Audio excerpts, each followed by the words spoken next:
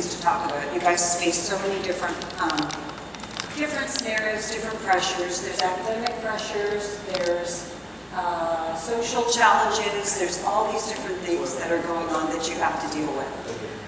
So for the purposes of today's talk again, we're just going to be mainly focusing on emotional and psychological challenges, and I think a lot of the scenarios had something to do with these four things. Lack of open communication about emotions, mental health stigma in the Indian culture, feelings of isolation, stress, cultural discontent, parent-child relationships, strain due to different expectations. That's probably, possibly a big one of all the scenarios. So what I'm going to do is I'm going to randomly put up the scenario and read it out loud, and then the group that had that one can maybe tell us what y'all came up with, okay?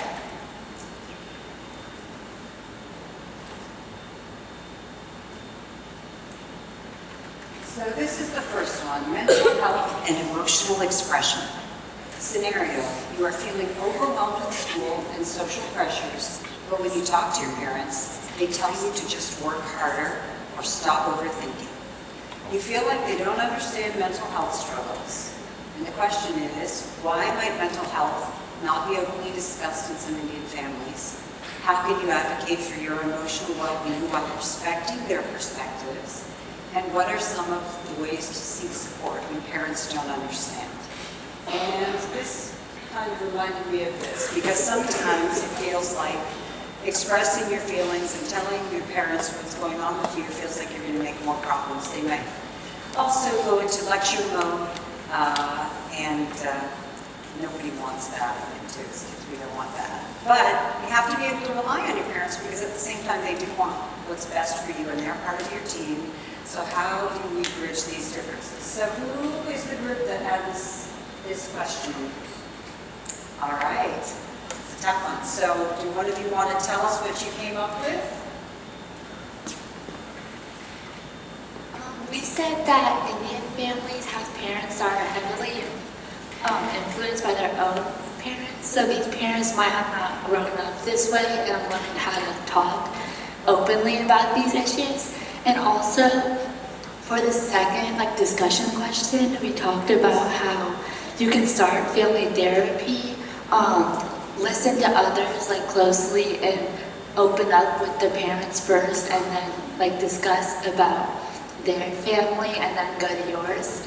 And then for the third discussion question, we get to find people with similar perspectives and collaborate about their experiences.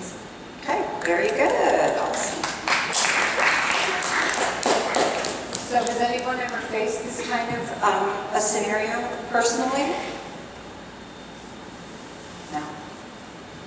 I know I have, because I can remember times talking to my parents and saying, or I probably have done this to my kids, to be honest with you too, where I'm like, oh, don't worry about it, stop overthinking, it's no big deal, be tougher, or, it's not, I went through this and you'll be fine. And so sometimes those kind of responses from parents can feel very invalidating, right? Because you feel like, oh gosh, they don't care, maybe they don't care, or they just don't get it. And I think the danger in that is it really kind of shuts people down. Because if I tell somebody something and they respond that way, oh, you're just overthinking, I tend to not share with that person anymore naturally, right? So what are ways, I think you guys came up with some great solutions. I think the first thing you said was really important. You talked about understanding your parents' perspective.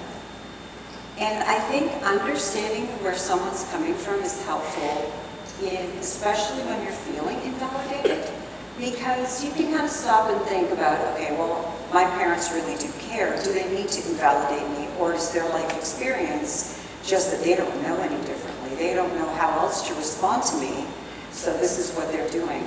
And I think that's really helpful, because if you get this response and you shut down, like I was saying before, then everything stops there. You can't express your feelings anymore, and that's not healthy for you guys to keep your feelings. It's not healthy for anyone to keep their feelings inside.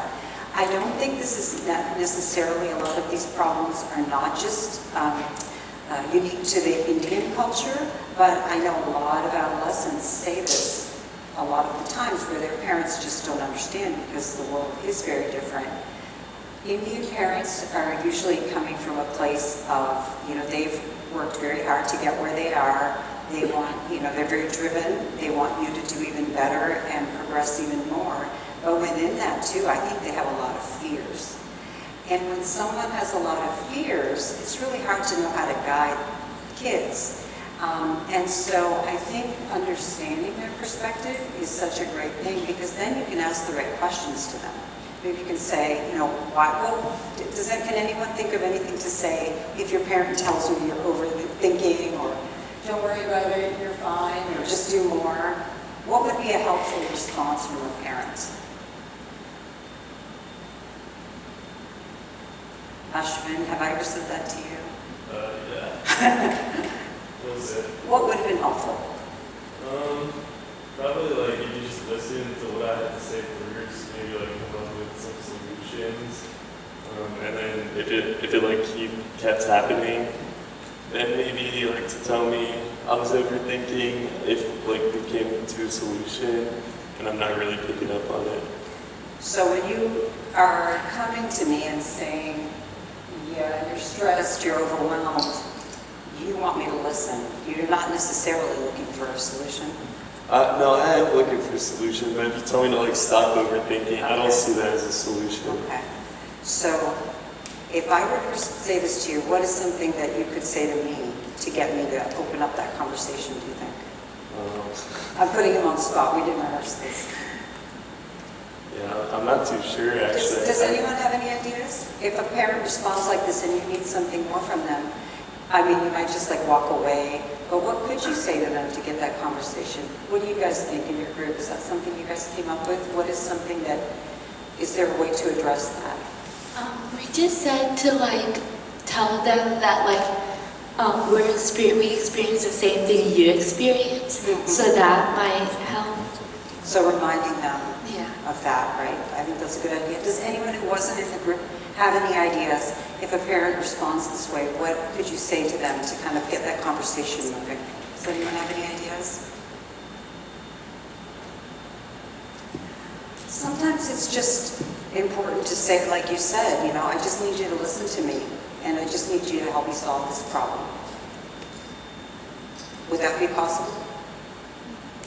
Right?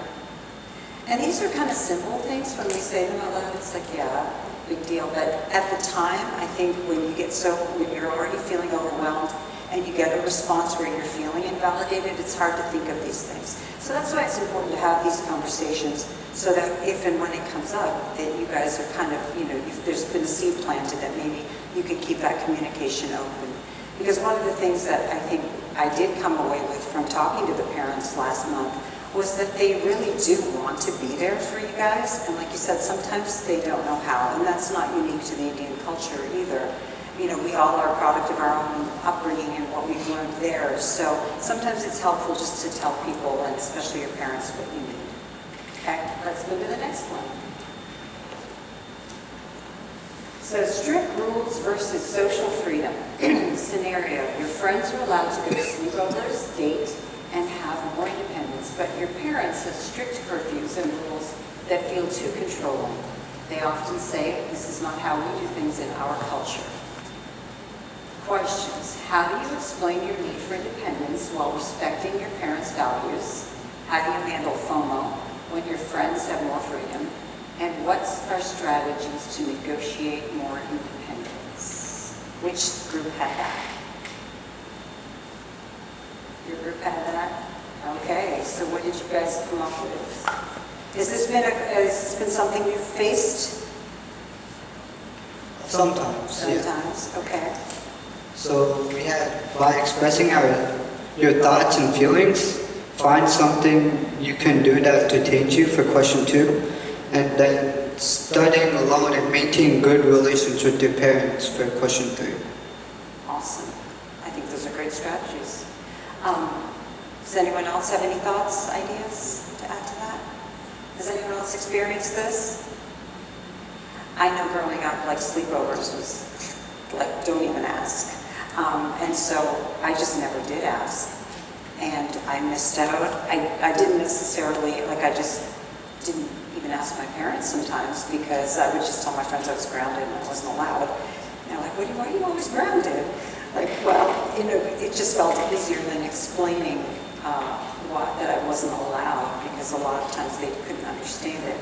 So you bring up a really good solution, because I kind of think back and I think, I wonder, had I talked to my parents more and expressed to them what I was looking for and why, that maybe we could have come up with some kind of a compromise at least, right? And that's what, you guys spoke to, is letting them know what your thoughts are. Because maybe had I asked them, like, what are you worried about? What are your concerns? Like, why is it so scary for you guys that I go? Maybe then I could have understood that better and explained it to them and worked things through that way. Anyone have any thoughts on that? Communication is a really big one, because again, it comes back to a lot of times our parents are scared. And I know that if my kids came to me and asked me something and I didn't know what it was or what was going to happen, or I had no experience with it, I might just say, no, we're not doing that, because it's more fear-driven than anything. And so if you can speak to that and open that dialogue with your parents and give them a chance to explain, not only, with their explanation, you might even think, okay, yeah, maybe I don't want to do that either. It seemed like good, but now that you're telling me your concerns, maybe I don't want to either. But also it gives you an opportunity to talk to them and explain to them why it's important to you. The problem that comes in with this, and I'm going to try to find that scenario, is sometimes when we say something to our parents, they might perceive it as disrespectful. Who had that question? Let me find that one. This one right here. And that gets a little challenging sometimes, right?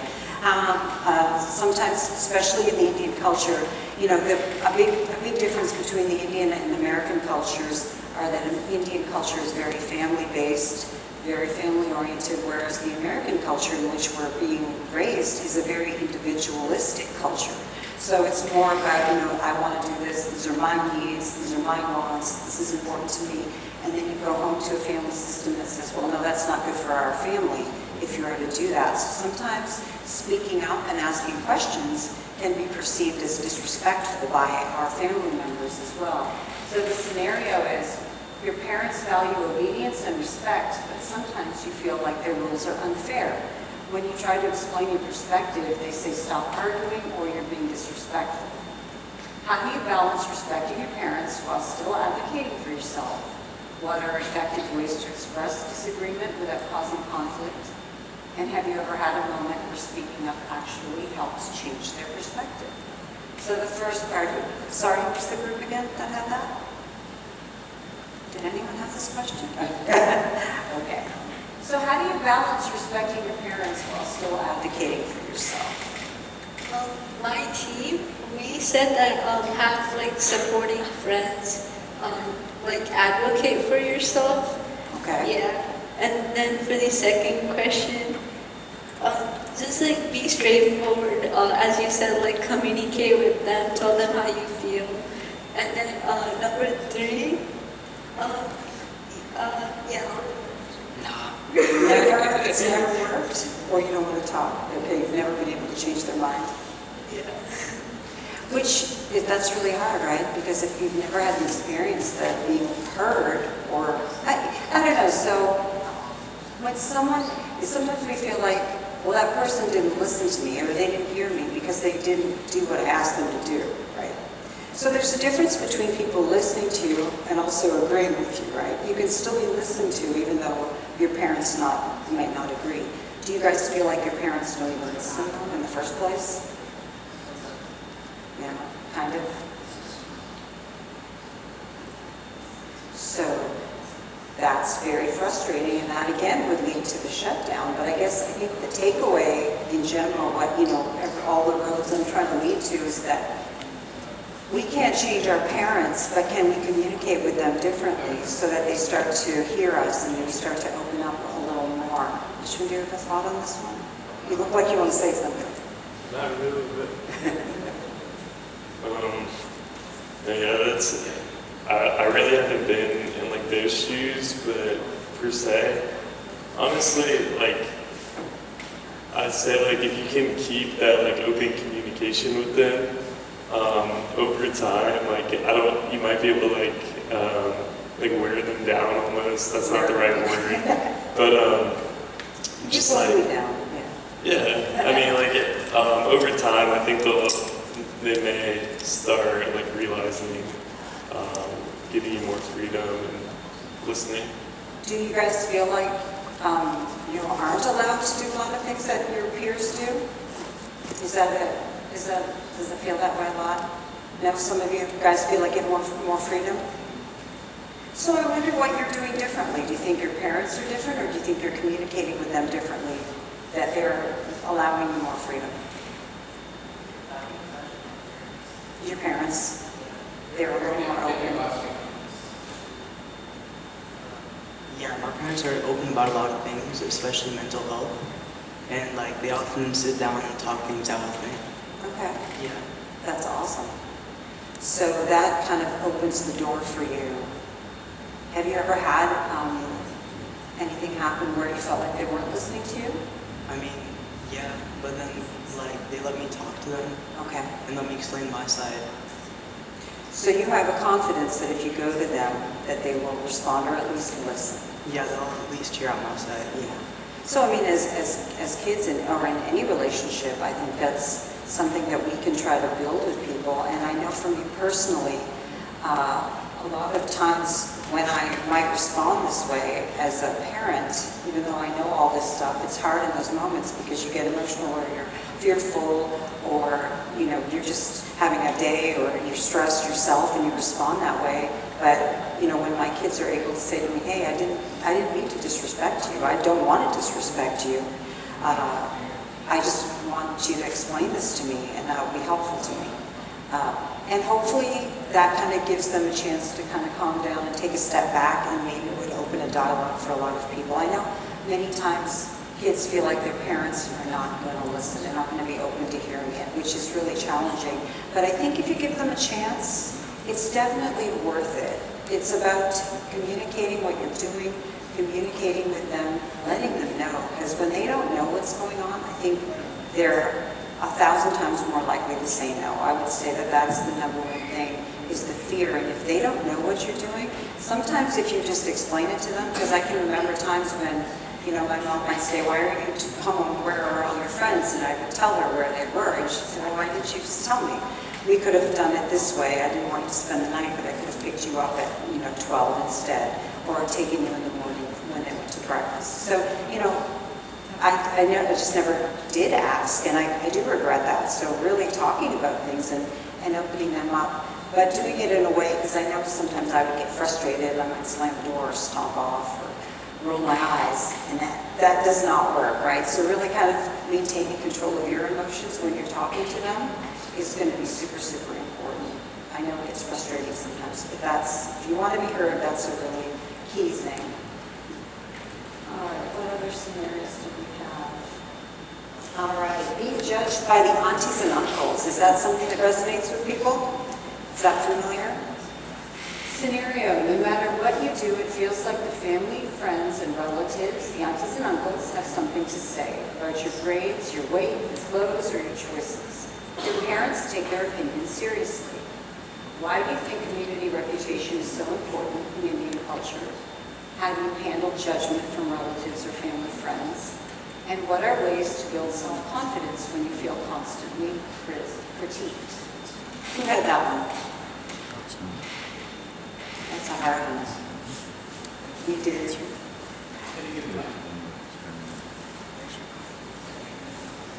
I gotta say, thank you guys for being so open. You guys are doing a great job. So basically for our first one, my older agreed that the reason why is like your parents' reputation. They care a lot about it. So yeah, and then for the second one, like two of them responded to it, so I just wrote it, and I said don't talk to the people that Okay. mess me. And then for the third one, we overall just didn't know what to say. What to do. Okay. So, yeah. The other people in your group, do you guys want to add to that? Who else was in that group? No one's sometimes admitting it. Do you guys have anything to add? So has anyone experienced this? Yeah? Some auntie will say something. Reena, you look so nice, you put on weight. I'm like, oh, thank you, auntie. What do you say, right? And it's not necessarily that they don't mean well, but it's something maybe that can be a little hurtful at times. Do you feel like, does anyone ever feel like the community, you mentioned reputation, right? The Indian parents, the reputation is important to them. Do you feel like their reputation is more important than what you want or what you feel sometimes? Does anyone ever feel that way? Yeah, sometimes it feels that way. We gotta get your parents to give a talk next time too, because he's nodding his head. I'm glad to hear that you've got that support in your family system. Sometimes it does feel like they care about other things more so than others. And again, I don't know that it's necessarily unique to Indian culture, and I keep saying that because sometimes I feel like we put too much blame on our culture, and some of this stuff is just normal, quote-unquote, normal developmental things that happen in any family system, and it's important to distinguish the difference. So some of the things I think are common across cultures. Some of them are a little more intense in our culture, so things like mental health stigma or this whole reputation thing is a lot more important within the Indian culture. I will say that one of the things that happens from this, it is hard to know how to handle it, especially externally, right? But one of the things to really keep in mind is how do you protect your self-confidence? Because that is the most important thing. When we let all these comments into us and let us, and we become impacted about how we feel about ourselves, that is a really dangerous place to be. Because at all costs, we have to kind of make sure we prioritize our self-confidence and our self-esteem and not tie how we feel about ourselves to these things. Because that's one person's opinion, that's one person's thought process, and I think comparison, of course, does happen. Sometimes it can be motivating, but if we ourselves use it as motivation, it's good. If we use it to feel badly about ourselves, that's something that we have to kind of check within ourselves. So from a psychological standpoint, this is really hard stuff to deal with, but it's really up to us and how do we interpret it. Do we let it bother us, or do we kind of let it slide? Or if our parents bring something up about reputation, again, opening that communication and saying, I know that so-and-so said that, or you're worried about that, but I can assure you that I'm doing everything that I'm supposed to do, or I'm doing my best, and opening up that communication. But definitely, it can get very hurtful when anyone says anything, and I know we haven't even talked about the different kind of racial things that happen and how that feels to you all, and that might be a topic for another day as well, but how do you then protect your feelings about yourself from all of this, and that's really what you have to remember. Okay. Any other thoughts or questions on that one?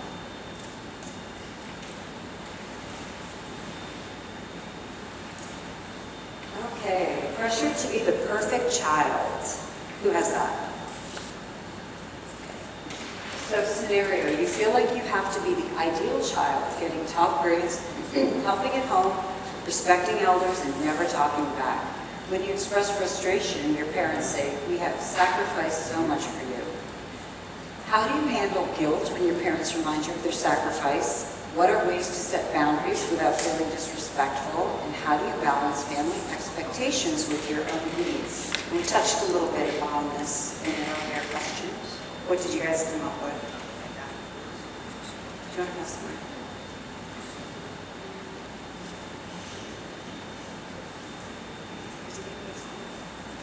What was the question again? So the question is, how do you handle, does anyone feel guilty if your parents say, "Oh, I do so much for you, I sacrifice so much," does it make you feel bad? So for the first one, I said thank them and make them proud. And for the second one, I said talk to them for a good 15, 20 minutes, also understand their perspective. Great. And then the last one. How do you balance family expectations with your own needs? So tell parents your expectations and then see what they have to say. Okay. And then balance them. Awesome, sounds good. Does anyone remember their parents saying they've sacrificed a lot for you guys? Do you hear that? Yeah. What does that even mean?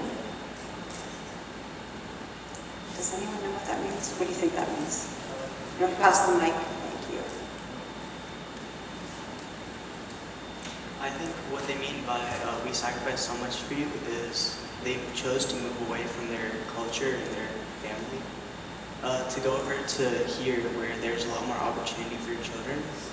And that's why they think of it as a sacrifice, as well as putting a lot of money and energy into raising you. Okay. Yes. Sorry? Absolutely. You want to grab the mic? Just like how he said, how Arsh said about how like it's obviously because your parents moved away from their from their house in India and everything. It's also because they lost that sense of like the sense of knowing where they are, and now if you're like at a new place, new culture, that's also like that's what I wanted. It's a lot of sacrifice. Yeah, because like you're just moving to an area where you don't know where anyone is. And the only like thing that you know is like your own culture that you were raised up in for like 20-ish years. Right. So. And I think it's so like amazing that you guys are thinking so much about understanding your parents' point of view. That is incredible because it's really hard when you're frustrated with someone or they're disagreeing with you and you don't understand where they're coming from and you're just getting emotional and frustrated. One of the only things that works or helps that is to try to get some insight into their perspective or where they're coming from so that you don't take it personally, so that you don't feel like, oh, they don't trust me or they don't want me to have fun, they don't want me to be happy. This is something that they're not familiar with or they're worried about. And again, as you guys keep mentioning, and this is the big takeaway today, I think, is that the more you communicate with them, the more questions you ask them even. And giving them an opportunity because they may not even realize it because parents are people too and it's hard to remember that when you're in that scenario, but I think it's really great that you guys are so open to asking questions and really understanding where they're coming from. Does it feel like though, okay, just because